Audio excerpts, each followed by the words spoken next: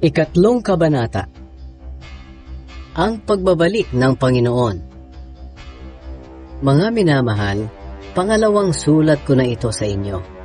Sa mga sulat ko, sinikap kong gisingin ang kaisipan nyo sa kabutihan, sa pamamagitan ng pagpapaalala sa inyo ng ilang bagay. Nais kong ipaalala sa inyo ang mga salita ng mga propeta ng Diyos noong una, at ang utos na ibinigay sa inyo ng ating Panginoon na tagapagligtas sa pamamagitan ng mga apostol na isinugo sa inyo. Una sa lahat, dapat ninyong maunawaan na sa mga huling araw ay darating ang mga manliliba at susundin ang masasama nilang nasa. Sasabihin nila, hindi ba't nangako si Kristo na babalik siya? Nasaan na siya ngayon?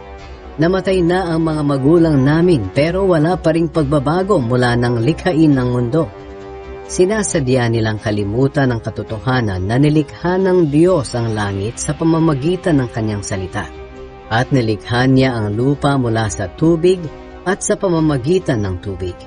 At sa pamamagitan din ng tubig, bumaha sa mundo at nalipol ang lahat.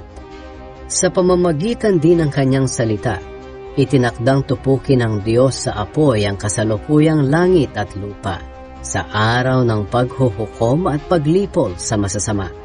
Ngunit huwag sana ninyong kakalimutan, mga minamahal, na sa Panginoon walang pinagkaiba ang isang araw sa 1,000 taon. Para sa Kanya ang mga ito ay pareho lang. Hindi nagpapabaya ang Panginoon sa pagtupad sa pangako niya, gaya ng inaakala ng ilan. Ang totoo, binibigyan lang niya ng pagkakataong magsisi ang lahat sa mga kasalanan nila, dahil ayaw niyang mapahamak ang sinuman. Ang araw ng Panginoon ay darating na tulad ng isang magnanakaw. Sa araw na yon, biglang mawawala ang kalangitan na may nakakapangilabot na ugong. Masusunog ang lupa at mawawala ang lahat ng nasa lupa. Kung ganito ang magiging kahihinatnan ng lahat, dapat kayong mamuhay ng banal at makadiyos habang hinihintay nyo ang araw ng pagdating ng Diyos at ginagawa ang makakayanan nyo para mapadali ang pagdating niya.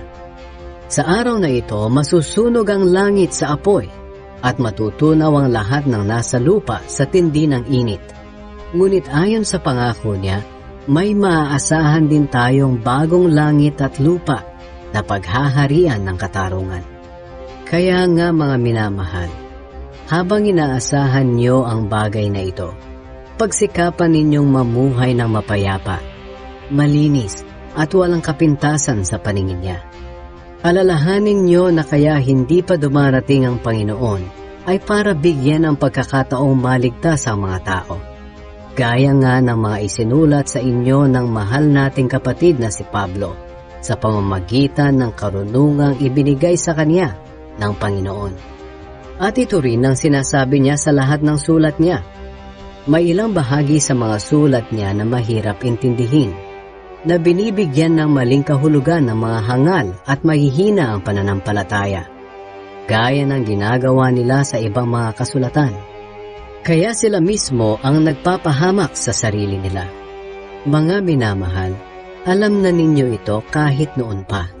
Kaya mag-ingat kayo nang hindi kayo maloko sa pamamagitan ng mga maling aral ng mga taong suwail at mawalay sa mabuti ninyong kalagayan sa Diyos. Sa halip, lumago kayo sa biyaya ng Diyos at sa pagkakakilala sa ating Panginoon at tagapagligtas na si Hesukristo. Purihin siya ngayon at magpakailanman. Amen.